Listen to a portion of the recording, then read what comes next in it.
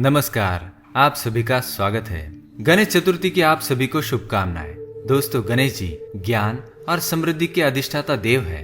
वे माँ पार्वती और भगवान शिव के पुत्र है। भगवान गणेश की 2 पत्नियां हैं जिनका नाम रिद्धि और सिद्धि है और इनसे उन्हें 2 पुत्र हुए जिनके नाम शुभ और लाभ है। आप गणेश जी की मूर्ति के पास ये 2 नाम अवश्य देखते होंगे। गणेश जी के 4 हाथ है। ये चारों हाथ चारों दिशाओं को दर्शाते हैं। दोस्तों, हर साल गणेश चतुर्थी धूमधाम से मनाई जाती है। इस साल भी 22 अगस्त को गणेश चतुर्थी मनाई जा रही है। गणेश चतुर्थी का पूजा मुहूर्त सुबह 11:07 से दोपहर 1:42 तक, दूसरा मुहूर्त 4:23 से 7:22 तक है और रात को 9:12 से 11:23 तक है। गणेश चतुर्थी पर गणेश जी की पूजा करने के बाद गणेश जी की व्रत कथा अवश्य सुने। आज हम आपको गणेश जी की व्रत कथा सुनाने जा रहे हैं जो आपको सभी कष्टों से, सभी विघ्नों से मुक्ति दिलाएगी। तो आइए बिना देरी किए आपको सुनाते हैं भगवान गणेश की व्रत कथा। लेकिन अगर आपने चैनल को सब्सक्राइब नहीं किया है तो इसे सब्सक्राइब कर लीजिए। साथ ही वीडियो पसंद आए तो लाइक करना ना भूलें। एक बार महादेव जी पार्वती सहित नर्मदा के तट पर गए। वहां एक सुंदर स्थान पर पार्वती जी ने महादेव जी के साथ चौपड़ खेलने की इच्छा व्यक्त की।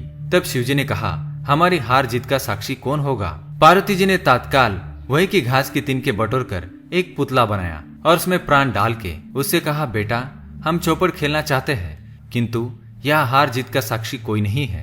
अतः खेल के अंत में तुम हमारी हार जीत के साक्षी होकर बताना कि हम में से कौन जीता और कौन हारा। खेल आरंभ हुआ। दैव योग से तीनों बार पार्वती जी ही जीत गई। अब अंत में बालक से हार जीत का निर्णय कराया गया तो उसने महादेव जी को विजयी बताया। परिणामतः पार्वती जी ने क्रुद्ध होकर उसे एक पांव से लंगड़ा होने और वहां के कीचड़ में पड़ा रहकर दुख भोगने का शाप दिया। उस बालक ने विनम्रता पूर्वक कहा, माँ मुझसे अज्ञानवश ऐसा हो गया। मैंने किसी कुटिलता या द्वेष के कारण ऐसा नहीं किया। मुझे क्षमा करे तथा शाप से मुक्ति का उपाय बताए। तब ममता रूपी माँ को उस पर दया आ गई और वे बोली, यह नाग कन्याएं गणेश पूजन करने आएंगी।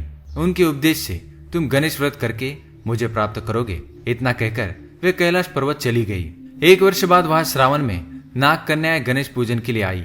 नाग कन्याओं ने गणेश व्रत करके उस बालक को भी व्रत की विधि बताई। तत्पश्चात बालक ने 12 दिन तक गणेश जी का व्रत किया। तब श्री गणेश जी ने उसे दर्शन देकर कहा, मैं तुम्हारे व्रत से प्रसन्न हूँ, मनोवांछित वर मांगो। बालक बोला, भगवान मेरे पाँव में इतनी शक्ति दे कि मैं कैलाश पर्वत पर अपने माता पिता के पास पहुंच सकूं और वे मुझ पर प्रसन्न हो जाए। गणेश जी तथास्तु कहकर अंतर्ध्यान हो गए। उसके बाद बालक चलकर भगवान शिव के चरणों में पहुंच गया।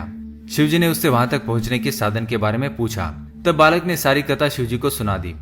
उधर उसी दिन से अप्रसन्न होकर पार्वती शिव जी से भी विमुख हो गई थी।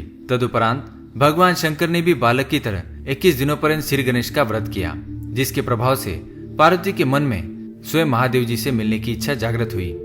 वे शीघ्र ही कैलाश पर्वत पर आ पहुंची। वहां पहुंचकर पार्वती जी ने शिव जी से पूछा, भगवान आपने ऐसा कौन सा उपाय किया जिसके फलस्वरूप मैं आपके पास भागी भागी आ गई हूँ? शिव जी ने गणेश व्रत का इतिहास उनसे कह दिया।